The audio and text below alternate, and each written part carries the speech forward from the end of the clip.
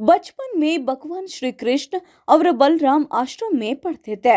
वहां पर उनके कई मित्रों में से एक सुदाम भी थे।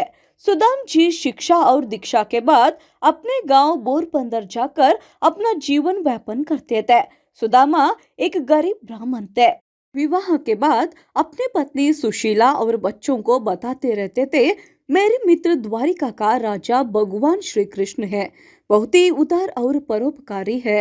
एक दिन पत्नी ने उन्हें कहा, आपके मित्र साक्षात लक्ष्मीपति है और उदार है, तो अब क्यों नहीं उनके पास जाते हैं। पत्नी के आग्रह पर एक दिन कई दिनों की यात्रा करते करते द्वारिका नगरी पहुँचे। द्वारिका में द्वारपालक उन्हें रोके। जब सुदामा ने कहा कि मैं भगवान श्री कृष्ण का मित्र हूँ, तब द्वारपालक खुद महल में गए और श्री कृष्ण से कहा, हे प्रभु, दीन और दुर्बल ब्राह्मण आपसे मिलना चाहता है। आपको अपना मित्र बताकर अपना नाम सुदाम बताता है। सुदाम का नाम सुनकर प्रभु सुदबुद होकर नंगे पैर ही द्वारका के ओर दौड़ पड़े। सुदामा को देखते ही अपने हृदय से लगा लिया।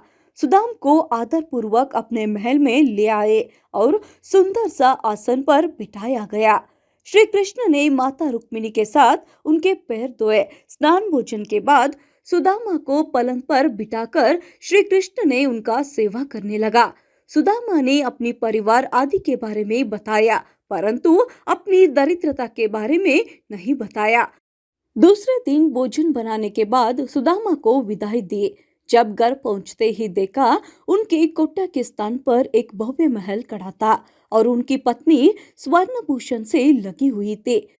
यह दृश्य देखकर सुदाम की आंखों से आंसू निकल गए। सुदाम के मृत्यु के पश्चात जो उन्हें स्वर्ग लोक में रहने का स्थान प्राप्त हुआ, तो स्वर्ग लोक में सुदामा और विराज दोनों निवास करते थे। सुदामा विराज से अद्भुत प्रेम करते थे, किंतु विराज भगवान श्री कृष्ण से प्रेम करती थी। जब श्री कृष्ण और विराज अपने प्रेम में लीन थे, अब वहां पर राधा जी प्रकट हो गई थी तथा उन्होंने विराजा को ऐसा देखकर पृथ्वी लोक पर निवास करने का श्राप कर दिया था। तब सुदामा और विराज को एक श्राप के कारण पृथ्वी पर आना पड़ा। तो सुदामा का जन्म एक शंखचूड़ राक्षस के रूप में हुआ था तथा विराजा और उन दोनों के विवाह भी हो गया था। शंखचूड़ को भगवान ब्रह्म का वरदान था। ब्रह्मा जी ने कहा था, जब तक तुलसी तुम पर विश्वास करेगी, तब तक तुमसे कोई नहीं जीत पाएगा। शंखचूड़ के अत्याचार के कारण तीनों लोकों के प्राणी परेशान हो चुके थे।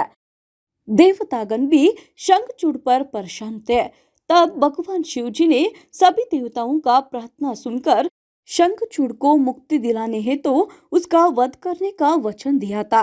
और जब भगवान शिव ने शंखचूड़ को विनम्रता पूर्वक समझाया, तब शंखचूड़ भगवान शिव जी से युद्ध करने के लिए तैयार हो गए और इस प्रकार शंखचूड़ गमन तोड़ने के लिए भगवान शिव यश हो गया और भगवान शिव श्री कृष्ण के मित्र सुदाम अर्थात शंखचूड़ का वध किया।